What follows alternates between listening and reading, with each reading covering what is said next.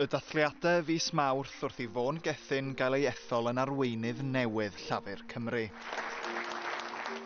Our heed is no longer enough. Of course we're still here.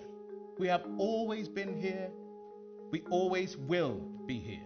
Ond roedd yna gysgod ar arweinyddiaeth Prif Weinidog newydd Cymru o'r dechrau. Wrth ymgyrchu gyrraedd y top, mi nath o dderbyn arian gan gwmni dyn oedd yn eog o droseddau amgylcheddol. A llai na Davies fewn i'w rôl, dyma wleidyddion eraill y Senedd yn pleidleisio yn ei erbyn, gan ddeud nad oedd ganddyn nhw hyder ynddo, a Fôn Gethin yn amlwg dan bwysau yn y siambr. Ond ar y pryd, doedd dim rhaid iddo ymddiswyddo.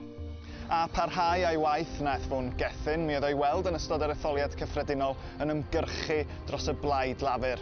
A dim ond wsos diwetha, mi oedd o yma yn y Senedd yn croesawu Prif Weinidog newydd y Deyrnas Unedig, Sir Keir Starmer, a ddyddiau wedyn y brenin i ddathlu 25 mlynedd o ddatganoli. Ond tu ôl i'r llen roedd y dadlau o fewn ei blaid yn parhau, a bore di Mawrth nath 4 aelod o'i gabinet adael y llywodraeth ac ymddiswyddo, gan ei orfodi yn y pen draw I gamu lawr.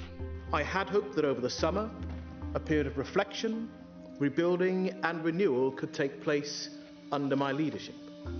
I recognise now that that is not possible.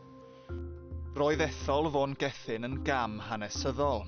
Fo oedd arweinydd du cynta Ewrop, ond bydd o hefyd yn cael ei gofio fel Prif Weinidog dadleuol, oedd dan bwysau o'r dechrau.